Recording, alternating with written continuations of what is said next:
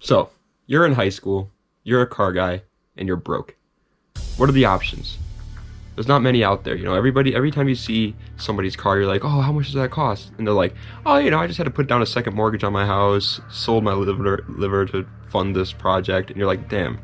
Well, don't worry, buddy. I got you covered today with 11 insane cars with insane customization that you can buy for less than $5,000 as a high schooler. Now, I'm not saying that these are going to be the most reliable cars out there, but you have to do what you got to do, okay? You know what I'm saying? You're a high schooler, you got to make some compromises. If you guys want to support the channel any more than you already are, head on over to www.smoothstance.com/shop. Pick yourself up a hat, shirt, or shorts. With all that out of the way, let's get right into the video. All right, so coming in at the number 10 spot is going to be the massively overrated, to be honest, Nissan 240SX S13.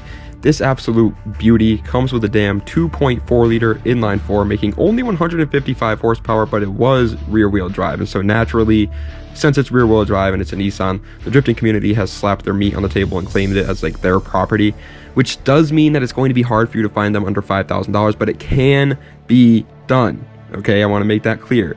These cars do go under 5K still, and quite frequently, and you can find really good deals. I found, this was a long time ago, so obviously I have no proof of this, you're just gonna have to take my word, but I found one that was an S13 hatch, red, bone stock, manual transmission with only 100,000 miles on it and zero problems for $4,500. It sold in like 4 hours, but either way, it was an amazing deal. Now, when it comes to mods, literally anything and everything is available for it. The only reason I didn't put this car higher is because it is kind of like a bad first car, to be honest, because the one that you're going to get is most likely going to have some issues.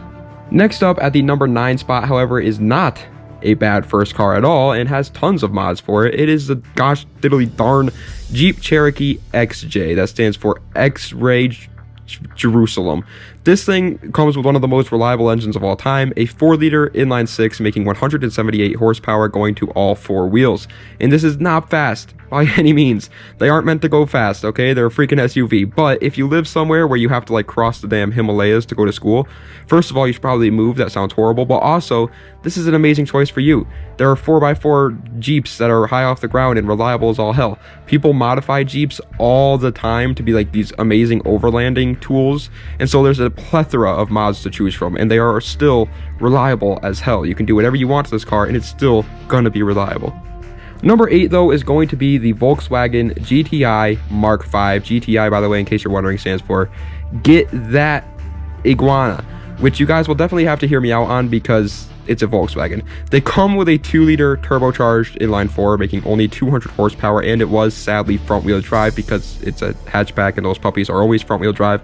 But either way, this thing is nuts. The GTI community mods like every single one of their cars, so companies obviously make tons of parts for them. Every single GTI out there has just amazing amount of aftermarket support. They also claim that if you modify a GTI, then you can get it to like 500 horsepower for very cheap, but I actually disagree with that. You can get GTIs to around 350 horsepower for pretty cheap, but after that, it's just as expensive as everything else. But 350 horsepower is more than enough for a first car, and plus, anything over like 400 horsepower from a 2000s car is going to be unreliable anyway.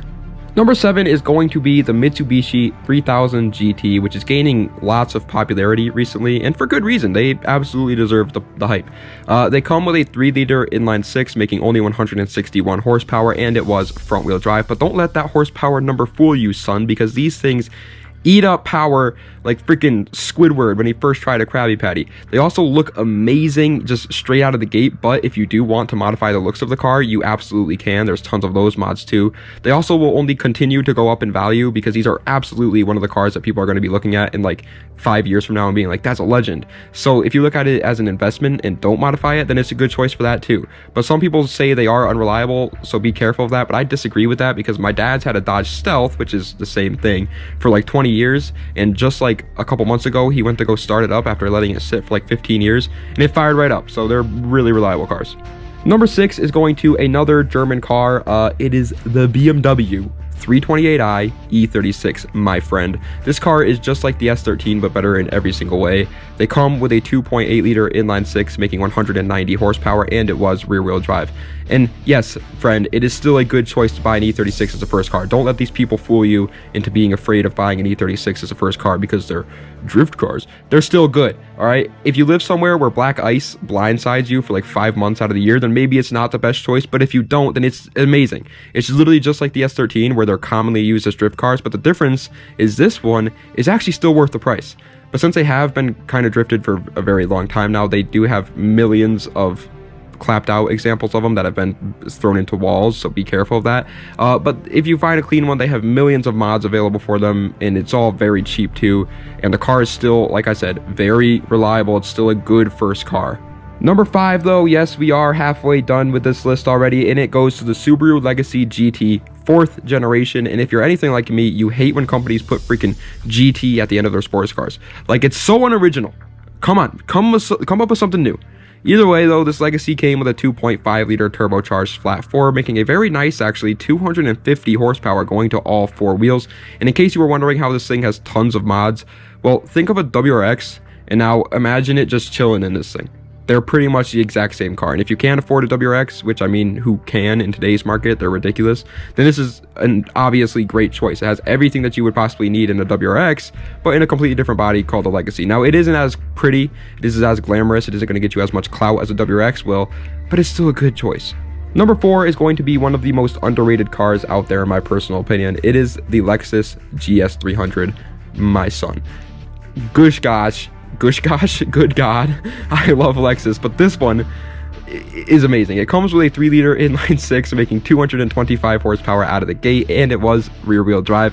And now that engine was actually the 2JZ, but naturally aspirated, so you obviously know that the mods are there for that. You can also go with the IS300 or SC300 too if you want, but I wanted to change it up a bit. I always talk about the IS300, I always talk about the SC300, so I was like, you know what, let's talk about the freaking GS300 today. And on top of that, the IS300 and SC300s are more wanted, so they're a little bit more money. But anyway, it's like, I know you're probably thinking to yourself, well, I don't want a 6-cylinder. I like V8s for some reason. Well, then get the GS400. All right, it comes with one of the most reliable V8s of all time called the 1UZ. So have a blast. It's literally perfect for anybody, except for people that don't want to drive something with rear-wheel drive, and for people who want a manual transmission. 3rd place, however, the bronze medal of this list is going to my car's cousin, actually, the Infiniti G35 Coupe, which comes with the same motor as my 350Z, a 3.5 liter V6 making 306 horsepower, and it was rear-wheel drive. And now this is one of the highest horsepower numbers on this list, and it doesn't stop there. It's one of the highest horsepower numbers in general for under $5,000. If you get the HR, then it has very good tuning potential, but if you get the DE, then sadly it pretty much does stop there. You really can't get it to much. You can get it like 400 horsepower reliably, I've heard, but that's nothing really. But no matter which one you get, it has tons of support for the cosmetics, engine, and suspension pieces that honestly, it's way too hard to pick which one to go for, to be honest. These G35 Coupes and 350Zs are honestly kind of around the same price still, which is good news for you if you want a 350Z. But I would recommend going to the G35 Coupe as a high schooler just because A, they're usually cheaper, B, they're more luxurious, and C, you can carry all your homies around. 2nd place is now going to the world's best drag platform, in my opinion, for how much it is, the Ford Mustang GT FoxBody. This is going to get very controversial, so bear with me here, but it comes with a 5-liter V8 making only 168 horsepower, and it was rear-wheel drive. But the engine that is in this car is not what makes it so special. It's pretty much irrelevant. It is the chassis, because most of the guys who run these incredibly fast FoxBodies that you see on like 1320 video, they have an LS under the hood that they found in some junkyard for 20 bucks in a foot massage. Now they beat people who dumped like $100,000 into a Nissan GTR. So it's an amazing drag platform, but sadly the motor isn't all there. But since it has been drag racing for so long, there are an unbelievable amount of mods to this thing to make it go so much faster. If you do want to try and build the 5-liter V8 that comes in it naturally, you can. It's just going to be a lot more money and a lot harder. I would just recommend going with a junkyard LS and slapping it in this car though, and just having a blast. Do that after high school though. Don't do that while you're in high school, because then you won't have a daily driver. Honorable mention time, and it goes to none other than the Hyundai Genesis Coupe. Yes, you can still find a Hyundai Genesis Coupe for under $5,000, and it's still an amazing deal. It comes with a 2-liter turbocharged inline 4 making 290 horsepower, and it was rear-wheel drive. And trust me, you want the 2.0T if you're going to build this thing to make power. The 3.8 liter is just not that great for building power. They mainly have tons of cosmetic mods for them, but if you do want to mod the engine, there's definitely something there. But this one's more for the guy that just wants to make something like wide body with a chassis mount wing. It fits for that. First place, however, is of course going to a Honda, the king of aftermarket support, and it is the Honda Civic EK, which, hear me out for a second, they're still an amazing car. It comes with a 1.6 liter inline 4 making 160 horsepower, and it was front wheel drive, but there was a couple things I had to take into consideration when making this video. Is it reliable? Is it safe? And is it budget friendly for a teenager? And the answer to all of those for this car is yes. They just have been tuned for so long now, and almost every website out there have Civic parts on them. You can log on to freaking TikTok, and by the end of the night you might be buying a turbo for your Honda Civic, who knows. But either way, they have everything from cosmetic mods, performance mods, interior mods, and literally anything else for Civics, and they're all relatively cheap while still keeping the car reliable as hell, since it's a freaking Civic. Everything about it just falls into the category of what you're going to want as a first car, as a car guy in high school. It's front wheel drive, so you won't get into trouble with the rear wheel drive spinning out on you.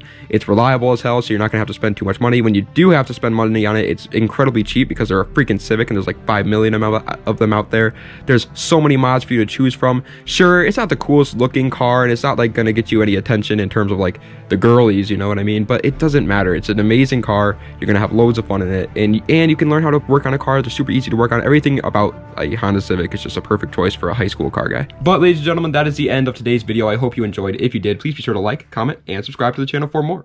Now, guys, tomorrow, let me know if you guys are enjoying the What's Your Favorite Blank Says About You. My average viewers, not like the new guys. I know the new people are really enjoying those, and that's good. I like that. But I want to know about my viewers from before this like new influx of subscribers. If you like used to watch me like a year ago, and now you're watching me today, and you're like, what's going on with this channel lately?